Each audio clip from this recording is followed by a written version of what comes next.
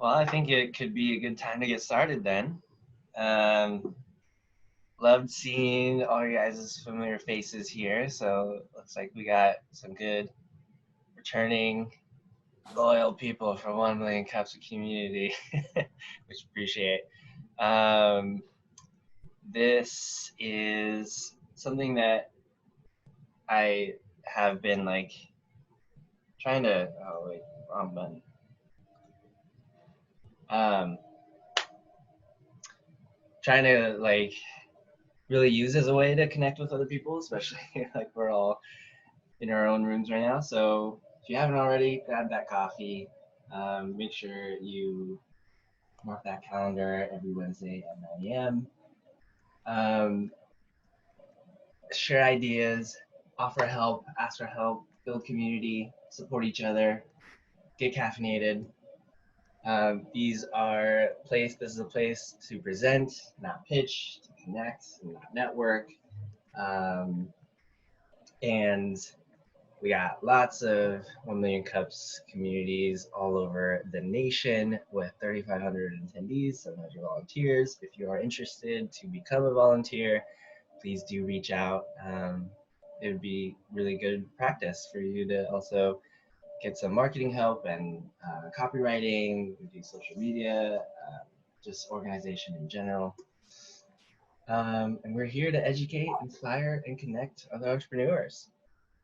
So thank you again for Seattle Strong and A Small Studio for sponsoring 1 Million Cups. Here are our community volunteers. And as I mentioned, if you want to get involved, practice and learn a new skill, definitely reach out to Leif or one other volunteer here. So today we're going to have a 6-minute presentation and 20-minute Q&A. If you have a question or to provide feedback, on the bottom of your Zoom panel is the participants tab. Click on that and you'll see the raise hand button. So you can raise your hand and ask a question, or just put something in the chat, or just raise your hand on the video and we will call on you to ask your question. So without further ado, I'll hand it over to Murgesh with Go Zero Billing. Okay, great. Take it away. Okay, I think you need to. Yay! You allow me to share the screen? Yeah, I made you co-host. Okay, all right, cool. Okay, there we go. I can share my desktop and view. Where's that? So you guys can see my screen now, presume? Yep. Okay, cool. Presumably. Yeah, it's great to talk to you guys about this. So the story is, the backstory is, I'm trying to build a healthcare bill verification and settlement system. As you'll see, it's a very, very broken system in America for tens of millions of people, literally. A few years ago, my daughter had a medical thing that we had got an estimate for, and we were not sure if the insurance would cover it. And basically the provider said, hey, look, I'm going to charge you $2,500 a day with like a 10-day thing, whatever. Actually, my rate was $1,250 a day. He said, give me your insurance. I'll bill the insurance $2,500, double the amount. So even if they pay half, you're good, right? You don't have to pay anything. Usually insurance pays a percentage of discounted rate if you're out of network. I said, okay. And then it turned out the insurance company paid the whole $2,500 a day, right? And the whole thing. And I'm calling the insurance company and saying, wait, this guy just charged you double, and he's not in contract with you. And they said, well, you got no play in this because it's between us and the provider, right? So clearly, there's one end of the brokenness.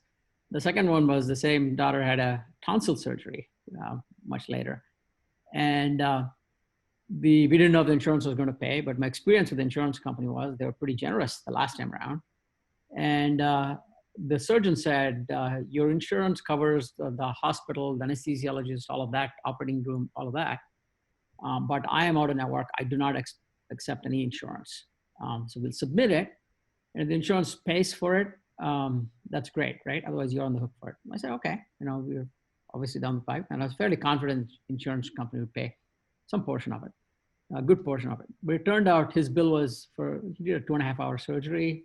His bill was eventually about $11,000 or $12,000, his bill. So the insurance company covered everything else, but they covered only 3% or 4% of this number. I have no idea where 3% comes from. Previously, they covered 200% of a bill. Now they covered 3%. So I was on the hook. And I told them I'd make up for it. So eventually I ended up, asking them to do a payment plan and then negotiating it down so that I got about 25-30% back, because I was trying to find what is the true cost of his 2.5 hours of his time. I was willing to pay the 100% of his whatever the market rate was, right? Because I owed it. But I could not discover what the cost of the surgery would have been in a fair marketplace, right? It's unlike any other product or service we would ever buy. So then I told him, he threatened to send it to collections if I don't make the final payment within the next 24 hours or 48 hours. Then I told him, hey, go ahead. I know what you guys sell to collections. When you sell to collections, you'll get typically 4 cents on the dollar, if that. And I'm happy to deal with this collection company because they'll accept 25 cents from me and they'll be very happy, right?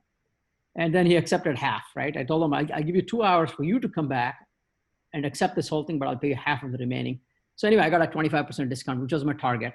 And I felt that was fair, but I still don't know what the true cost of a tonsil surgery is, because tonsil's been around this surgery has been around for decades. Somewhere in India, where I'm originally from, I checked out, it's probably cost about $150 or $200, right? Here I'm paying $12,000 and the guy's negotiating with me. So that's a story of one example of how personally I've seen this, but this is something that people come across in America all the time. People with less savvy than I do in terms of trying to figure out what the true cost is in negotiations, et cetera. So I started looking to see how big is this problem? How can we potentially solve it? And so what I've built is built-in building is a bill verification system to find the true cost of any service, any procedure before or after. And 2, helping settle those bills. Settle those bills by automatic negotiation with the provider, but also by funding that bill through a larger group of people than potentially you alone can afford, right? So that helps the providers get more money, it helps get paid, and it helps the patient as well. So it's a two-part system. I'm going to focus probably on the bill verification side a little bit because that's the front end of the problem right now. And like I said, the problem here is that we do not know what the true cost of any healthcare is. And typically what happens is the way the cost comes about, there are 2 pieces to the cost. One is what's called a charge master, which is just a made up number every hospital has. And they may have it on their website now because about 2-3 years ago, they were being forced by the regulators to publish those prices. And they published them, all the hospitals, when they were forced to publish 2 years ago, they published them in the terms of service or in JavaScript code, right? There's a deadline for them to put the price up on the website. They put it in JavaScript code so you couldn't read it, right? You had to write some code. And they said, oh, we're in compliance with the spirit of not the spirit, obviously, with the letter of the law. You've got it on our website, go figure it out. Or some of them had hid it in a privacy policy in some obscure way. So now I think that many of them are more open, put that out, but those numbers are, one hospital may charge 10 times what Medicare pays, one hospital may pay 5 times as much or 2 times as much, just a made up number. Typically what happens is this hospital have this number, and then they negotiate with each insurance company separately what the insurance company will pay for that particular procedure. So that number, what they negotiated with the insurance companies, is a total secret. They will not divulge that. They're going to court right now saying it's a trade secret. And the Trump administration has taken them on. I know there's a lot of controversy about Trump, but this is one thing that Obama really messed up. He never did create a free market in the healthcare system. He really screwed up. That's why that whole Obamacare, in my view, is a failure, complete failure, because what it did was it bundled up all the costs. The hospitals ate up all the small practices, and they got monopoly power, even to negotiate with the insurance company, and there's no transparency. So the Trump administration is trying to force them to make it open, but they're not. But I know where the data is. But legally, as a patient, every patient has a right to that number. What that number that they're not willing to divulge is available. So if I can get hold of 300 of the most often quoted prices, procedures, pricing in every local area, every hospital from few sample patients, then I have a database that nobody else has. Okay, so that is the goal, is to build in every zip code, every local area. I want to have patients submitting to me their billing information, detailed billing information, which by law they're required. They won't give it to them, they have to request it. And then we can make it, share it more broadly with everybody else so they'll know what the local hospital St. Joe's charges versus another hospital down the Seattle charges, et cetera, et cetera. So that's the whole idea of the bill verification system, which I'll show you in a minute. And we'll talk a little bit about the bill settlement system. So just to give you a little bit of sense for it, our healthcare system is about $3.7 trillion, about almost 20% of our economy. It probably is going to become a much bigger share of the economy because the economy is shrinking this year, for example, and healthcare is always growing 5-6%. And our economy is not growing at this rate. It soon will be nothing but a healthcare country. We won't have money for food or shelter or anything else. It'll just be healthcare, right? So this is how countries become poorer and go backwards, right? While the rest of the world progresses on and can make productive investments with their dollars than just put it into this hole we don't even know how to measure. Now, okay, what is the purpose of healthcare? Purpose of healthcare is to bring you peace of mind, make you happy, healthy, enjoy a fruitful life, right? But that's not what's happening in America for most people, for large numbers of people. The biggest worry right now is unexpected medical bills. As you can see at the tops, everything, food and rent is at the bottom. How can that be?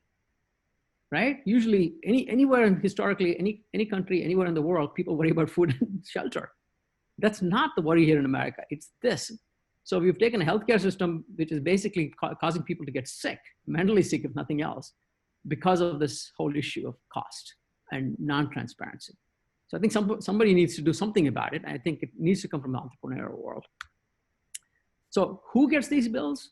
You'd think some poor person somewhere or some old person somewhere. No, it's people with healthy people, non-healthy people.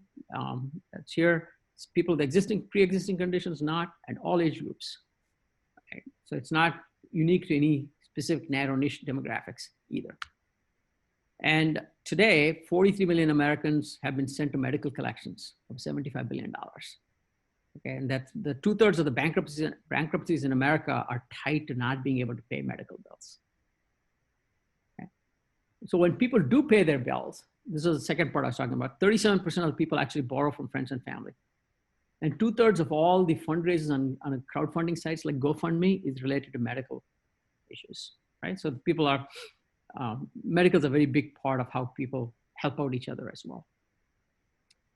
Now, the other trend that's happened is, as insurance companies are feeling the pressure of all the rising costs, what they're doing, and they're losing bargaining power with the providers, with the hospitals, because there are very few of them now. There used to be many small hospitals, and the insurance company could have excluded some of them in a local area. But now they've all aggregated into these 3 or 4 monopolies in every local area. So the insurance companies cannot afford to not have a relationship with any of these big providers.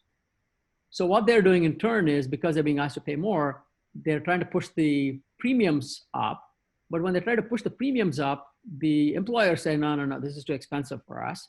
When the employer said premium is too expensive, they started designing plans where part of the cost, or the big part of the cost, is pushed onto the consumer. So the consumers are now paying increasingly larger amounts of the payment bill. And that goes from, I think it's 20% now, it's going towards 30%. So it's become a two-payer system. The insurance will pay, and the consumers have to pay hospitals. And increasingly, the consumer payment is becoming so critical, the hospitals need that money, have to have a better relationship with the consumers directly, so in order to not only have a good patient-provider relationship, but also to make sure that they get customers coming back in. They need to treat them as customers. So currently today, as you can see, as the bills people are overwhelmed with these bills, literal bills. They don't know what to make of them. And this was a 2016 number. 2019 number that I saw was any hospital bill over $3,000, 99% of the bills are not paid in full. Okay, and that only becomes worse when worse. When people get used to not paying, they have no incentive to pay, and breaks the whole system down. Okay. So hospitals, what are they doing today? We have about 5,000 hospitals. When I say hospital, you should just include primary care, because all the primary cares now belong to hospital systems. That's what's happened around the country. Last year, they wrote off $40 billion as unrecoverable debt, right? And they passed it on to collection agencies, I think, and the collection agencies sometimes sue them, even the providers sue patients directly. One Thursday last October, in a docket there were 168 cases on the docket in a court in Virginia. I think of the 168 cases, 140 were related to medical bills.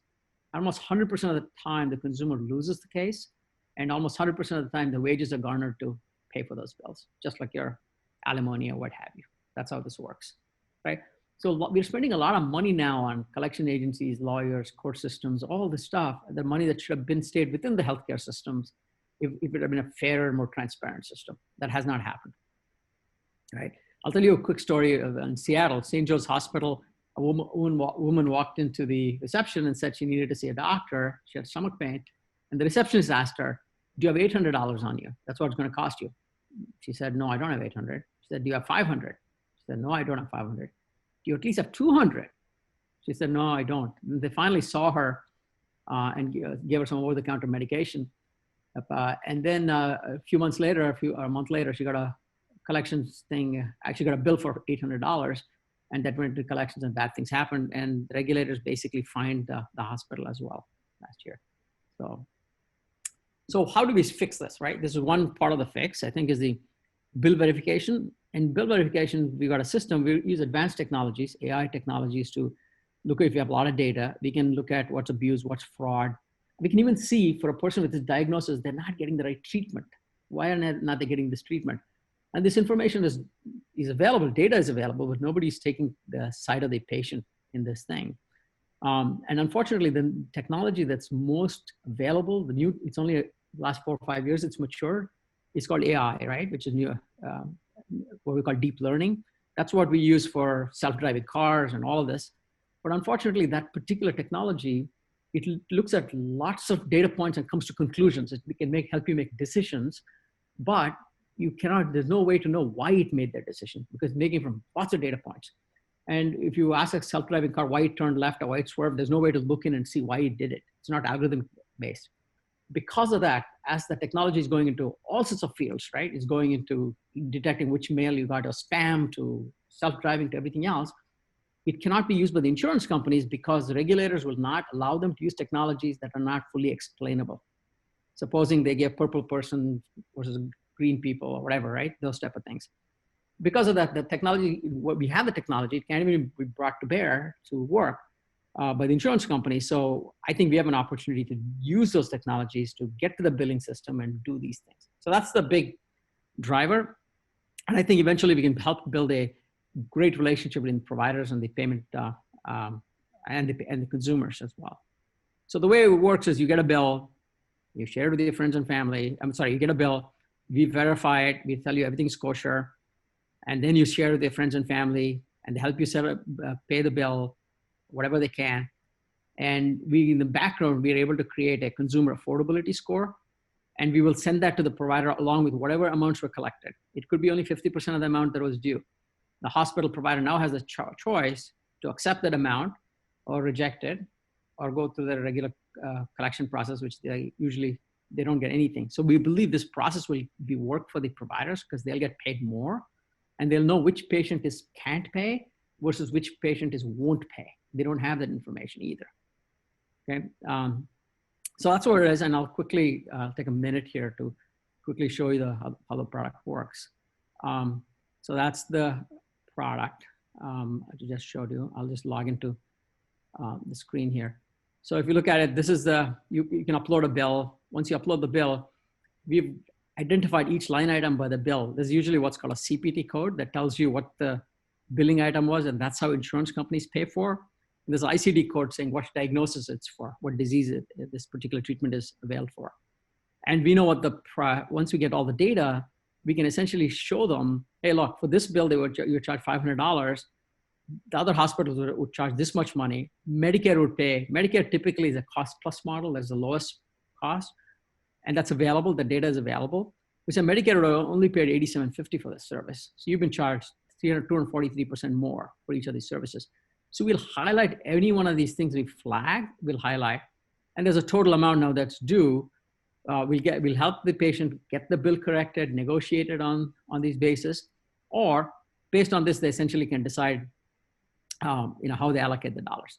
And the next phase is obviously we'll help them fund the bill, and the fund the bill is sending this information, not all the detailed information, but sending the fact that a lot of these bills are owed, these invoices owed to the provider.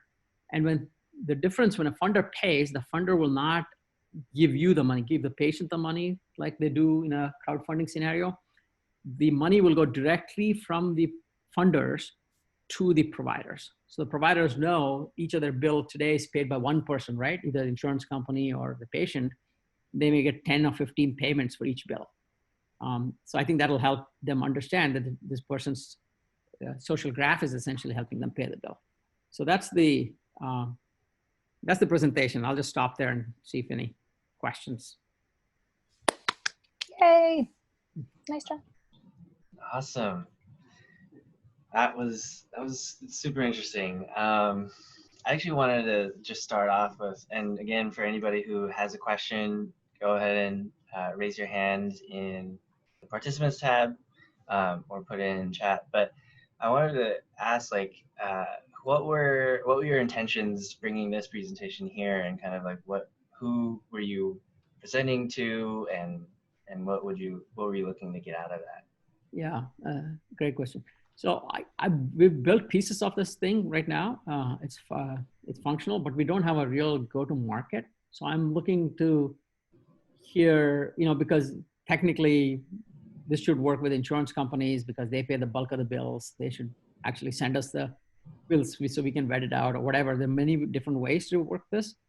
I think this is a service that works with providers also, because I don't think most providers want to dupe their customers. But the fact is 40 to 50% of the medical bills have errors in them because of duplicate charges or some miscoding or some number got changed when they're doing bill entry or whatever. So they should want to work with us as well.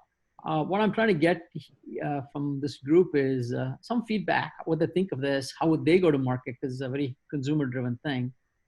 Any insight as to, how best to, you could go talk to very specific verticals. Like today, I'm trying to get to the people from ALS, for example. So yeah, I'm just trying to get a go-to-market idea. Okay. And I'll just also comment too, just in this format, the presentation was long. I think it took about 15 or more minutes.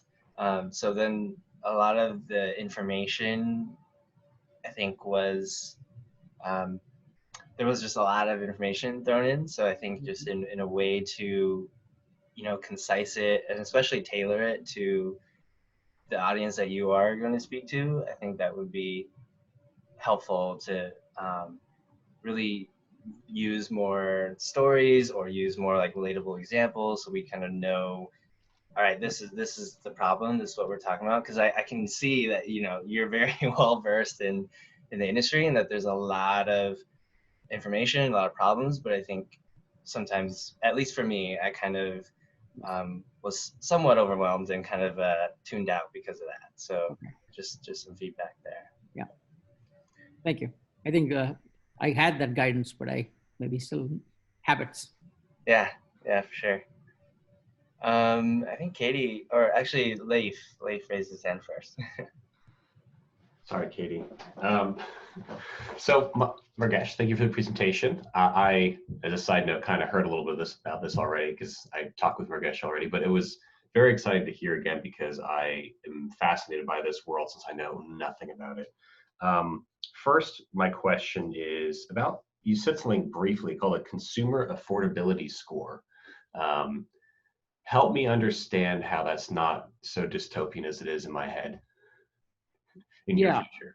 Yeah. So the whole problem here is if we build a system where people are paying only partial, it could get gamed by anybody, right? So the thought here is the provider will have what this person can afford, so they can. The consumer affordability score actually tells them is an indication from 1 to 5.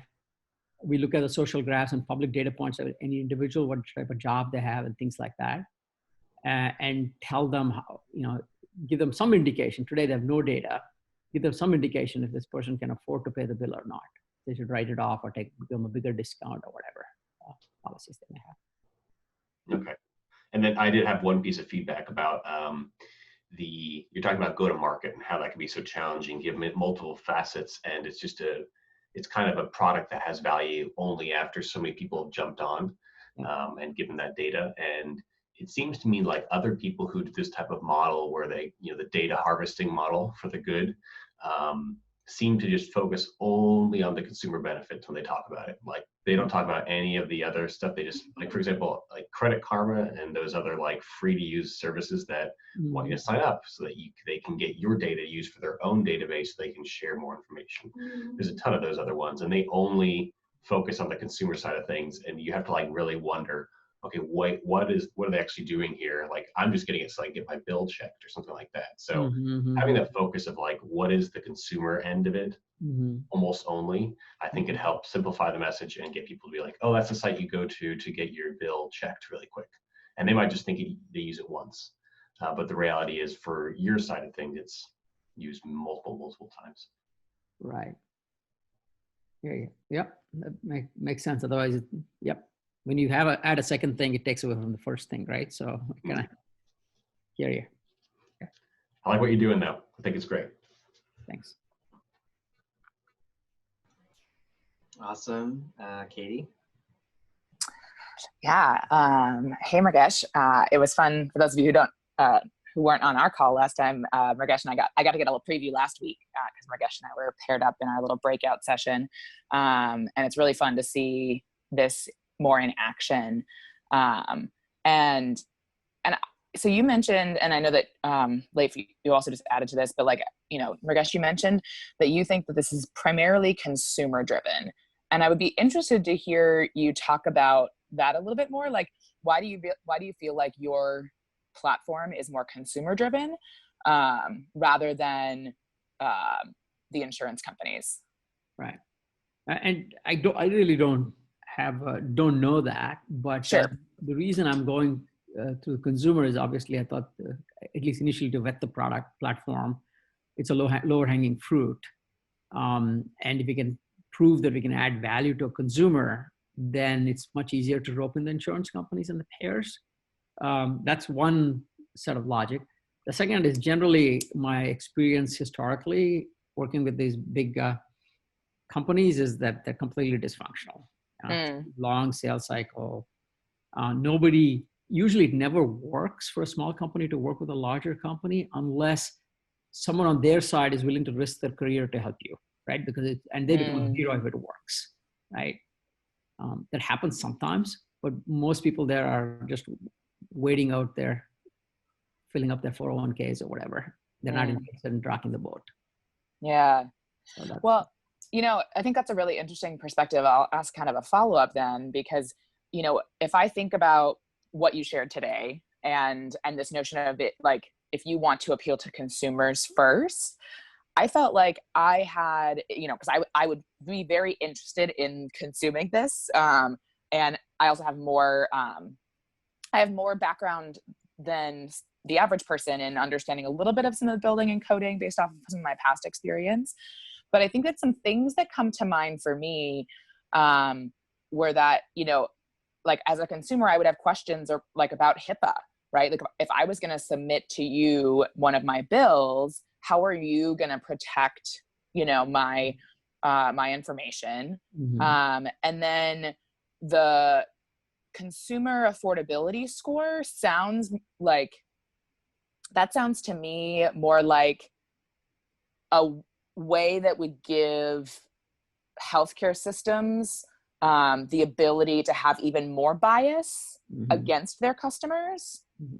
And what I'd be looking for as a consumer would be to have a better way to have a bias around what medical providers I even work with, right? Like I would want a score that tells me about that provider's, are they legit? Yeah. Like I'd want to see it in that direction. Yeah. Right. And also want to know, given what I described about the consumer affordability score, like, are you using my ability to pay, to like I'd want that data to be protected, or I'd want it to be anonymized and aggregated, right? So that way, like this, that it wouldn't be connected to my race or my job, but it would be more connected to like maybe the community, right? Like only 20% of people can afford this surgery in your local area. Right. Yeah. And so like, it'd be more focused on the procedure and the community at large rather than the demographics of that community. You know, this is great, right? This is the type of thing. There's so much friction in the system, right? Right? Yeah. Any direction you go, you hit those points. I hear what you said and what Leif said, which is having a service just speak to, will verify a bill.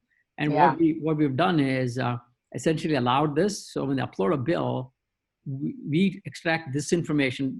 We basically scan the bill using some advanced technologies to pull all the pieces out so they don't have to enter all the bills, because usually people get paper statements. And then we allow them to take out their contact information, any personal information that's there. Because at the end of the day, all they want to know is how legit is this bill, right? That's all they need to know. So if I can I completely agree. I think that's what Leif was saying. If I can just focus on this piece of the service for now. Right, which is just to say, hey, look, you're paying 20 times what Social Security would have, Medicare would have paid, or Medicaid would have paid. But until we get the mass set of information, even anonymously, people submit a bill for this purpose, that'll work for us, right? Because we start building the data at that point, and then it starts becoming more real. So the chicken and egg question gets resolved. Okay, I hear that. Thank you. And I also hear your point about keeping the power on the consumer side, because they should be the customer like every other service is. Right. Yeah. I mean, you definitely have a tough balance here, because you also want to get the insurance companies and providers to like buy into your system. So you've got to give everybody a little bit of something, but. Yeah. Thank you. Thank you. Rahul. Hi, Murgesh. Thanks for giving the presentation. I really liked it. I just had a couple questions. So who exactly is your customer, your ideal customer? Not your user, but who will be your customer? So the people who pay the money, the bulk of the money from a business perspective should be the customer, which is the insurance companies. Right? Okay. But for all sorts of reasons of dysfunction, et cetera, I'm thinking it potentially could be the consumer, the customer meaning who would pay us eventually, right? Pay for the service. Yeah. So that's why we built the second part of the service. This was always going to be totally free. The second part of the service was, we'll help you recover more than 4 cents on the dollar that you get today, so you don't have to sue people and go to collections. And there, for every dollar we collect for you, we get 3% of the take, right? So that's the business model we're looking at right now. So I guess the concept is basically you'd show the consumer, or you'll show the person who's getting the bill, say, hey, look, this is how much you should be getting charged. This is how much you should pay your provider.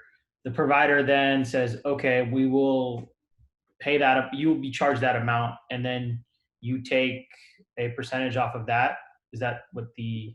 Yeah, of the recovered fees, right? Recovered fees, right? Yeah, usually what they probably won't use us for the initial billing, right? They'll go through the procedures, and when people don't pay for 60 days, I'm going after that $40 billion pie which they're writing off today, right? That's the most vulnerable people anyway, so we're not paying. And what happens there is, if they don't pay, a lot of these people don't go back to the doctor. They feel like they owe them, and they haven't paid, so they don't go back for follow-up care either. So yeah, I mean, I don't know, but I don't know about you guys, but I've gotten a bill before, and that I thought was covered by insurance, and then all of a sudden I'm like, where the heck did this come from, right? And I think all of us have experienced that, and so it's a really frustrating process. So I definitely think that, breaking down what we should be paying versus what we are paying is extremely important. So yeah, I think that's a great service. So you legally have the right to get, when you get a bill, to add the detailed bill with all of this stuff, but typically they don't. They just send you one thing, right? Some service date, they say you owe $3,000, and you go like, and you have to go back and say, give me more detailed information. So one thought that I've been having, and which kind of coincides with some of the feedback I'm getting as well, if you just focus on that piece, when they get that paper bill which has nothing in it, have a service by which automatically the request for detailed information goes out to the providers. The patient doesn't have to sit down, open a stamp paper and send a mail, right? We automatically have a mailing service, which goes to the provider and they get a detailed statement, which they can upload that. Even that whole piece may be a good starting point just to get everybody compliant. Yeah, I would say for like your go-to-market strategy, really focus in on the hardship of of both parties, right? We'll focus in on, the whole concept of I get sick and I get a bill and I'm expecting to pay for that. And then I have to pay a completely different number. Really focus on that. And if your end market, or if your end consumer or your end customer is going to be the healthcare provider, really tie that connection with, this is how you can get your money quicker, rather than going to, a third party like a collection agency, or, tapping insurance again for it. So, yeah. The only thing that I've run it by, obviously, some providers. They don't say it quite effectively, but since they're hiding their charges on a thing, this kind of conflicts against their need to keep things opaque, right? And they shouldn't want to, right? In a true business scenario. Hopefully they'll realize if they keep it transparent, that's my hope over time. However we get to that place, over time they figure out that the more transparent we are, the more money we'll make. Right? Today. That's the thing that I need to prove. Yeah. Thanks again. Appreciate it. Thank you. Ryan. Yeah, thank you. Thank you, Murgesh. This is really, really cool to see. And just inspiring to see. I think I've got two questions. The first is, how many bills do you need to have a great sample size where you're totally confident in everything? Are we talking like 300 bills per service, per city, per state, per country? Like what are you talking about there? How many total, what's the total number of bills you need? And, how far are you on the way there? Yeah, so there are about 12,000 procedures roughly, right? That's how the insurance is codified. Insurance pays for about 8,000 surgeries. But the net of it is the 90-10 rule. If I can get the top 300 procedures, which I know the CPT codes for, if I can get the 300 procedures, what each insurance company, of the 5,000 hospitals in the country, if I can get their current thing, I just need one bill for each procedure, right? And on a periodic, because the numbers do change. So it'll be good to get updated numbers. So if I can get one bill per insurance company per provider per local area, right? So that means I'm guessing across the country, if I look at 5,000 providers, I'm guessing something about the nature of a couple 100,000 bills total. Wow. Right? Maybe more even actually, because the number of procedures is, no, I don't need that to get, sorry, I misspoke. That's to cover the whole country. That's not the point, right? If you just make it active in Seattle, we're good enough. Seattle, there are 15, 20 providers that matter, right? After that, it's all, and 20 providers times 300 procedures. That's about 600 pricing items. If I can get those 600 items on a regular basis from the local folks, I have the current information for Seattle. Awesome. And then what is the road, do you think, to getting those 600 from Seattle? Like putting up a billboard somewhere, you're going door to door, like how are people gonna submit that? Yeah, so there's that whole equation of what Katie brought up, HIPAA, privacy issues, all those hurdles, right? Why would I upload a bill, communicating to them? You can just upload a bill without your name. Usually I think we need to get to the point, the early adopters going first. And currently, one thought we have is I'm part of another nonprofit called for ALS. I'm helping people with ALS, caring and curing. We're doing something there. So those people do have some hospital bills. So we're thinking we'll go very niche, build trust with those people and have them upload their bills. And that's one part. But you're right. The right way to do it is geographically, to build that density per area. I haven't thought about it yet. But, I haven't planned it as a model. There are many different ways to do it, but I don't have any specific thing. It requires money, right? End of the day, customer acquisition is going to be. Yeah. quite expensive. But that's where the data becomes more valuable. Cool. Hey, thanks again. This is wonderful. Sure, thank you. Katie. I can't help it. I just have so many questions. You know, thinking about this consumer side, Murgesh, I'm wondering if there's also like an interesting, you know, perspective that you could think about around educating consumers, right? I think most of us, we have no idea how this all works, you know? And so I wonder if that's like, again, this would take money or at least some kind of resources, right? But I'm wondering if there's like an interesting, you know, education campaign. I'm also kind of the corporate trainer, educator of the bunch here. So I often think about education. And I wonder if that would be helpful, right? Like, oh, did you know that there's actually a more detailed version of your bill? I sure didn't until you just said so, right? You know, right? Like, so even small things like that, you know, and then like down the line, as you get closer or get more towards some of this robust stuff you're talking about, like you mentioned, you know, can you tell if your bill is like legitimate or, you know, verified? Like, what does that even mean? Right? Like having to, I think it's important to define those different terms for your average consumer who doesn't know any of that, right? They just see the bill and they like throw it out. They're like, oh God, I can't deal with that, you know? So. Right. Yeah, that should become the end stage. You're right. The habit should be, I'm going to put this bill up in this place so I kind of know, right? It's kind of a hygiene type of stuff. Whenever I get a medical bill, totally. Right? That habit obviously doesn't exist today. Right. Yeah. And I wonder if there's even ways to make that, you know, part of your, even part of your design of the product too, right? Like I look at this and this kind of still looks a little scary to, I would say it's probably to the average consumer, what you've got on screen here. Right. So I wonder if that's something you could think about too, is like, you know, if you're going to appeal to the average consumer, you know, what would they respond to versus what are they more likely to kind of shy away from? So. Yeah, no, that's awesome. Yeah, you got to get to that one little thing that kind of talks to them, right? And yeah. Okay. Thanks, Katie. You're welcome. Got some good notes here. All right. I think that's all the questions. If anybody else has any last words, or Murgesh, did you kind of get actually out that this will be a good time to ask the question is what can the 1 Million Cups community do for you if not already? No, this is it, right? People are like-minded and they're thinking about helping me think through the business problem, because there's a lot of ambiguity in how you spend time. And I think this has been very helpful to hear the feedback.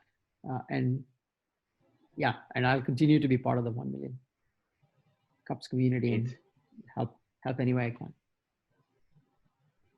Yeah, appreciate you saying that.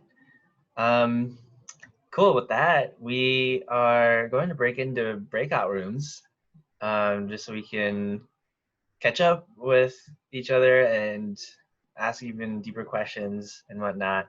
So with that though, actually before we break into that, definitely keep in mind for anybody who would love to be part of this weekly meeting here to get inspired by other entrepreneurs, other business owners, but also to present their idea if they have a new venture or new idea that they'd like to get feedback on. Invite them in and have them tune in. So with that, good job, Murgesh, and we will break out to breakout rooms. And I'll see you guys next week.